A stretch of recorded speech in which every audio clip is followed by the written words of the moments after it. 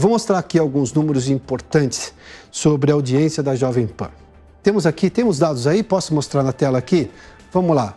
A audiência da Jovem Pan aqui, só para se ter uma ideia em relação ao Jovem Pan, quando a gente olha para Jovem Pan AM, depois FM, depois Jovem Pan FM mais web, que eu estou falando, obviamente, dos números da internet também.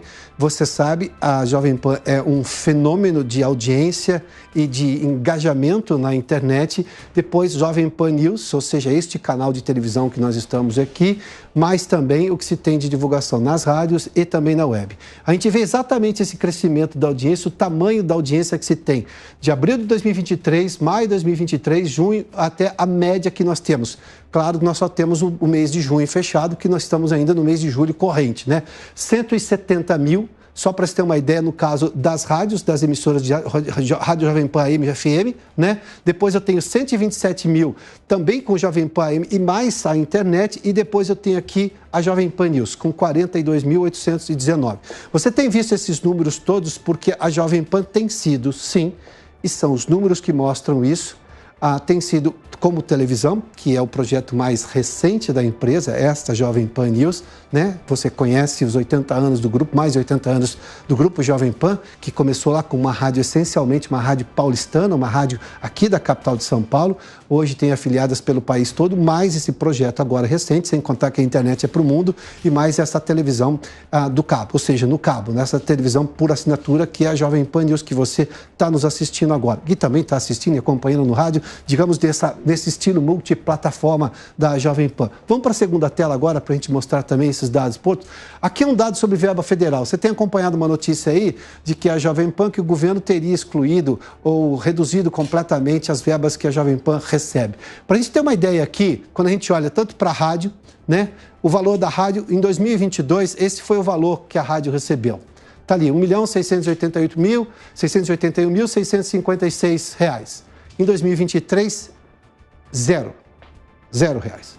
A TV Jovem Pan, em 2022, quase 2 milhões ali, né? 1.931.380 de verba federal, essas verbas federais, ou seja, que o governo repassa para vários veículos de comunicação. Isso não é privilégio de ninguém. Vamos lá. Em 2023, nada.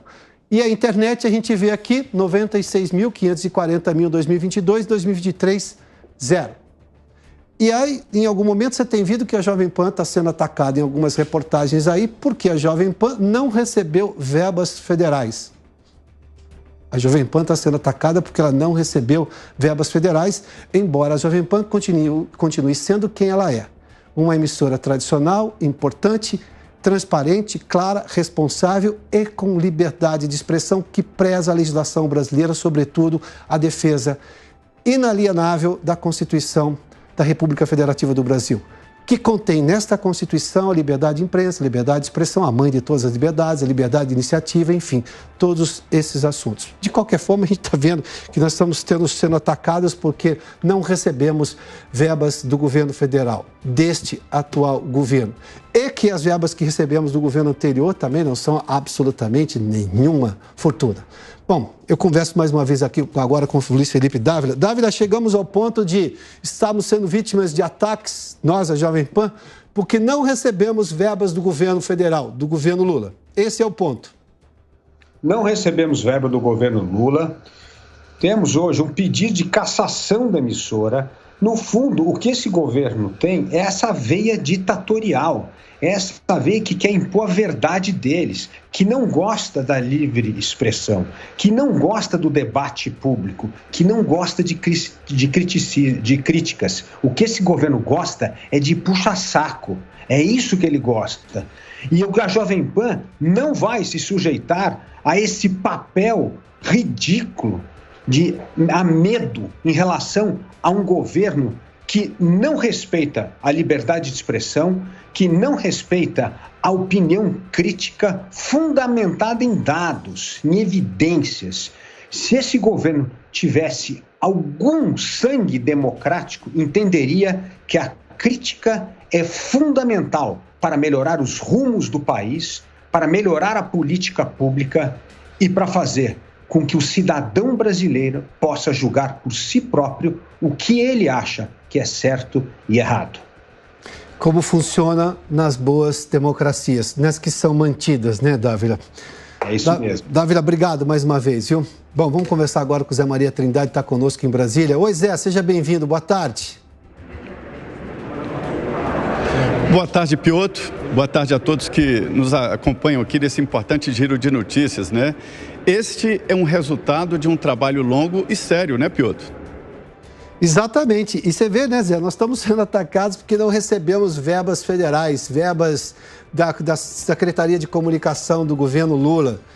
Será porque somos independentes? Será porque fazemos jornalismo sério? Será porque nós estamos aqui exercendo a liberdade de expressão que é garantida pela Constituição, a liberdade de imprensa que é garantida pela Constituição, que procuramos ouvir sempre todos os lados? E sim, e damos espaço para divergência com opiniões aqui que você vê, inclusive contrárias ao que pode pensar ou não a emissora, que só se manifesta oficialmente nos seus editoriais. Depois, o que ela promove é o livre debate, que na verdade é uma das funções de um veículo de comunicação, promover o livre debate em países livres.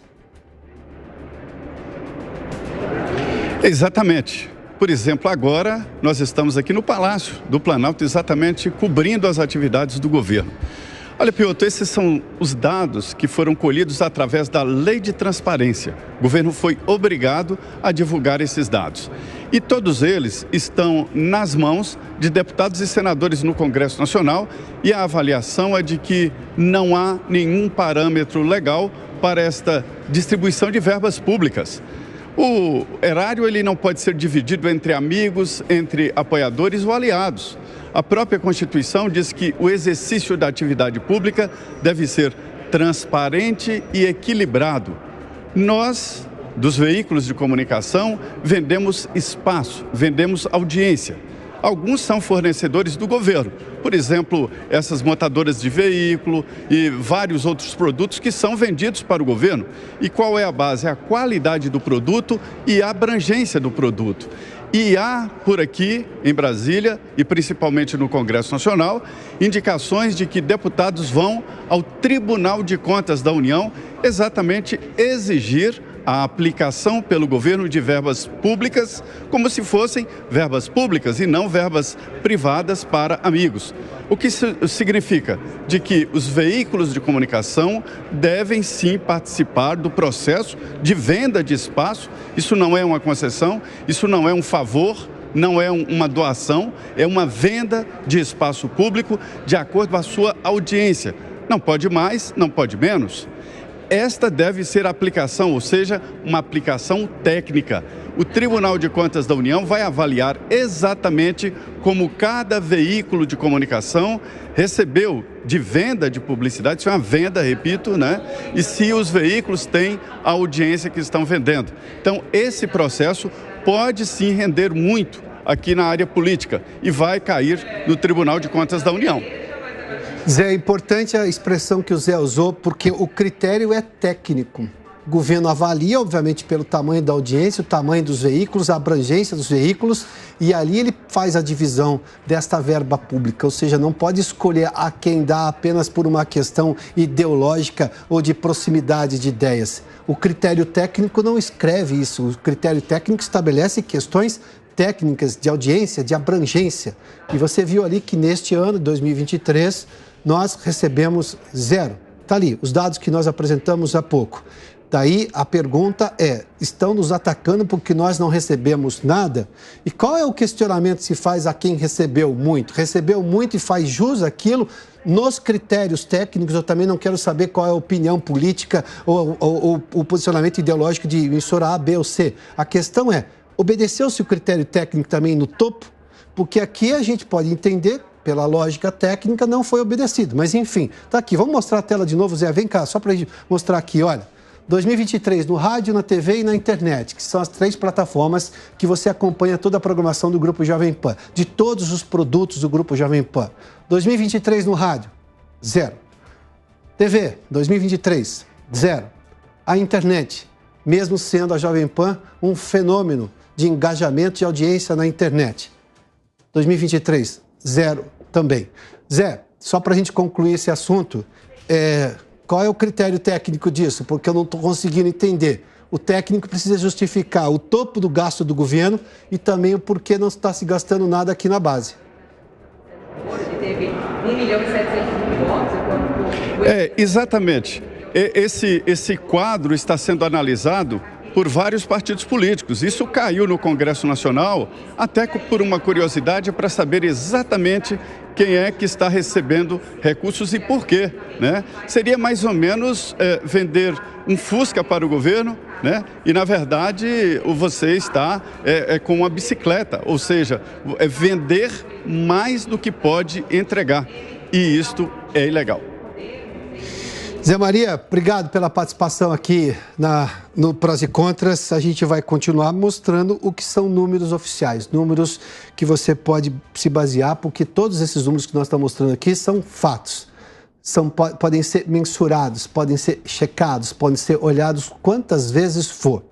E se o critério de distribuição dessa verba pública federal para veículos de comunicação tem que ser técnico, então é preciso entender qual foi a técnica utilizada para determinado valor no topo e por que esse valor não chegou aqui.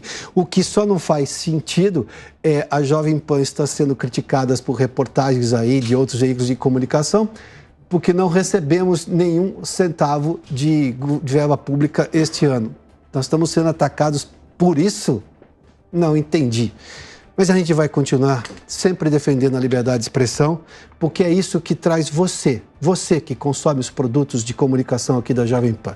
A defesa da liberdade e o amplo debate, o livre debate que você acompanha aqui no Prós e Contras, acompanhou na programação anterior e vai acompanhar nos programas seguintes aqui, porque isso é a linha editorial da Jovem Pan.